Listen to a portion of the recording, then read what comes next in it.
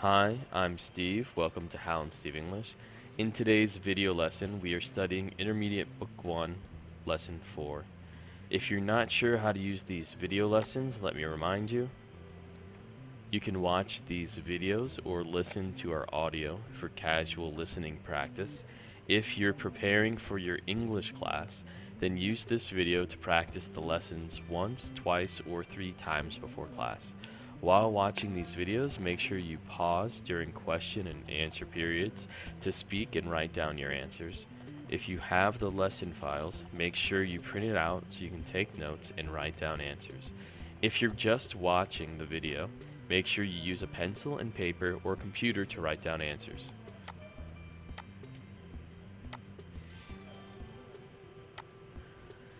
Today is Lesson 4.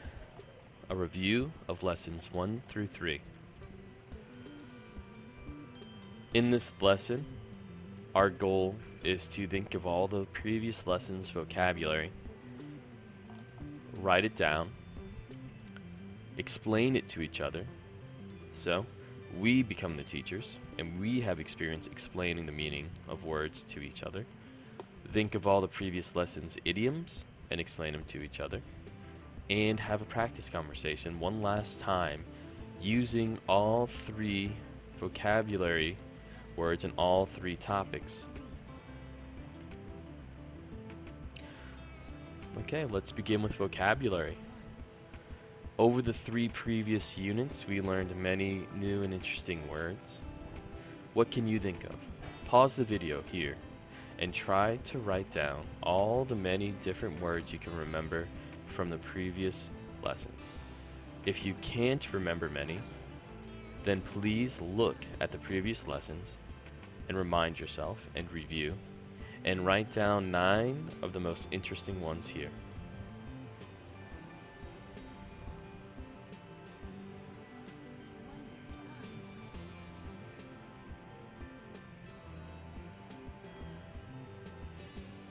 So, I'll just quickly say a few that I really think are useful. Low self-esteem, high self-esteem. Low self-esteem, high self-esteem. Now, I will try to explain that in my own words. Low self-esteem is when you don't have a lot of confidence in yourself because of something, because of 1 or 2 or 3 reasons. Maybe you think your body isn't very attractive, so you have low self-esteem. Maybe 쿠폰 시간 5분 you 남았습니다. think you're not very smart, so that has caused you to have low self-esteem. High self-esteem is when you have a lot of confidence in yourself. So maybe you have a great body and you're really physical fit and you have a lot of self-esteem, or you have a high self-esteem. Maybe you're not physically fit, but you're just so happy with yourself that you have high self-esteem.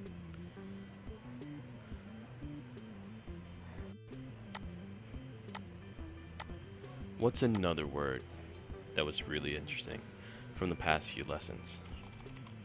Well, in our happy marriage lesson, I thought empathy was very useful. Empathy. In my own definition, empathy is when you use your own experience with emotions to understand somebody else's experience with emotions. Usually, we use these in negative emotions.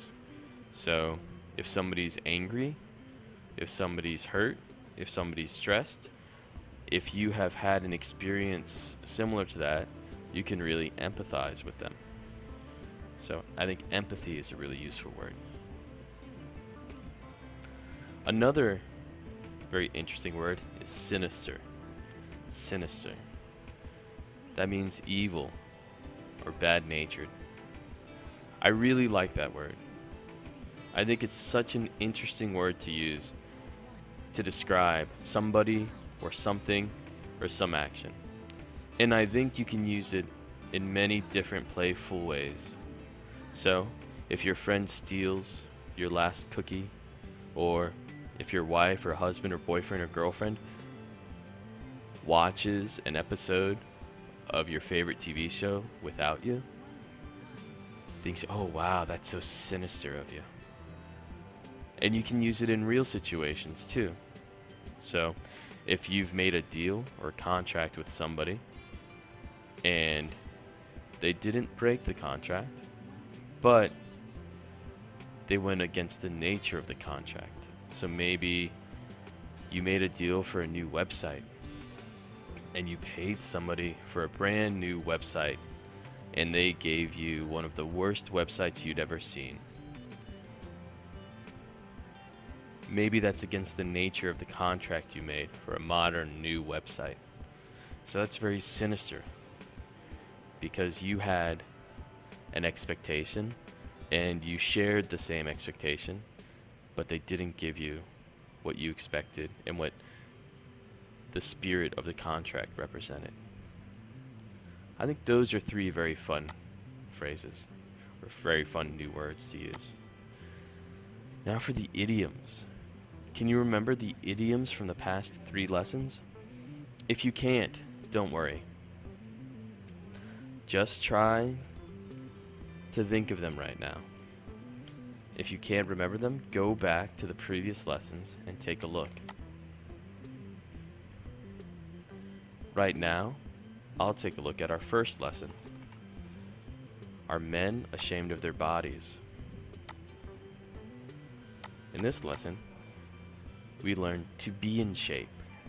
To be in shape, meaning to be physically fit. I was in shape in middle school and high school, but now I'm not in shape. I'm not very fit. This is extremely useful because we don't often use the phrase I'm healthy to describe ourselves if we like exercise or if we exercise a lot. We always say I'm in shape, or I'm not in shape, or I'm out of shape. In lesson 2, we studied love is blind. Love is blind. When you love someone and you can't see their faults. My friend has a really, really difficult relationship with her boyfriend. He's a very kind guy, and he's very affectionate and caring. But he has a problem with spending. He always spends his paycheck by eating out, or buying new video games, or buying new cars, or buying new computers. And that's a really big problem for a relationship. But love is blind. She ignores it, and she doesn't really see it as a big problem.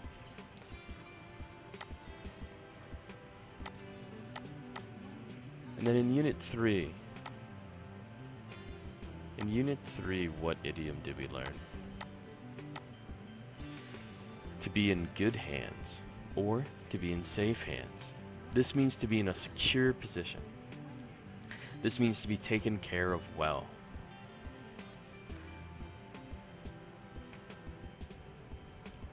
I hope you think you're in good hands in my English course. I hope you trust me and think I'm a good teacher, and your English learning will increase. I think I'm in really good hands in my Korean language course. My teacher really spends a lot of time focusing on grammar drilling and speaking practice using those drills. Okay, so those are our idioms. Now, let's try and practice this conversation. These are just 5 example questions from the previous units. But remember, you should be growing in your ability to use these different words and to have conversations about these different topics. So, use these questions, but Also use your table topics, use the conversation questions that you made, and spontaneously, suddenly, in the moment, during your conversation, make questions of your own. Now's a good time to pause the video and answer these questions again. Have you ever been in a long-term relationship? I have. I've been married for 2 years, and before that I was dating my then girlfriend for 2 years, so I've been in a relationship for 4 years. Some people are superstitious about left-handed people. What are you superstitious about? Well, I didn't grow up in a very superstitious family, so I'm not very superstitious. But I do knock on wood. Whenever I say something I don't want to happen, or whenever I say something that I really want to happen, I'm afraid by speaking it into existence, I'm afraid by speaking it, it won't exist. Or I'm afraid if I speak about something bad, it will suddenly exist. If I speak about something good, it won't exist. So, there's a superstition that you should knock on wood to keep evil spirits away. And so I knock on wood. Would you break up with your spouse, boyfriend, or girlfriend if they were not confident with their body? Well, I think as their boyfriend or husband, and maybe you would be their girlfriend or wife, being supportive and having a lot of empathy for somebody with low self-esteem can really turn them around. It can really increase their self-esteem. It can make them feel more confident about their body and more confident about their value as a human being. So I would try to increase their self-esteem as much as I could. But if they couldn't get over their low self-esteem and it was so negatively affecting their life, then perhaps I could see breaking up with them. What are common superstitions in your culture? Well, to be honest, I'm not very sure. I know in American culture, a black cat crossing the street, or maybe even seeing a black cat, is some type of superstition, a bad omen. But I don't know many others. I know knocking on wood is one superstition to make sure that nothing bad happens. But honestly, I can't think of any others. Perhaps because America is a new culture and all of our immigrant parents and immigrant grandparents assimilated into American culture, so we don't have a strong connection to traditional superstitions or traditional beliefs. How would you improve your body? Well, I guess I would just lose weight. I really would be happy to lose weight. But I'm okay with my height, and I'm okay with my muscles, and I'm okay with my my face. I would just try and lose weight. Okay, here is where you write your responses. So if you're talking to your partners in class, then you want to try and write their responses here. If you're just studying using this video and you don't have any language partners or classmates, then ask your friends or family in your native language and then translate their responses into English. Okay, thanks for checking out lesson 4 of our intermediate English conversation book.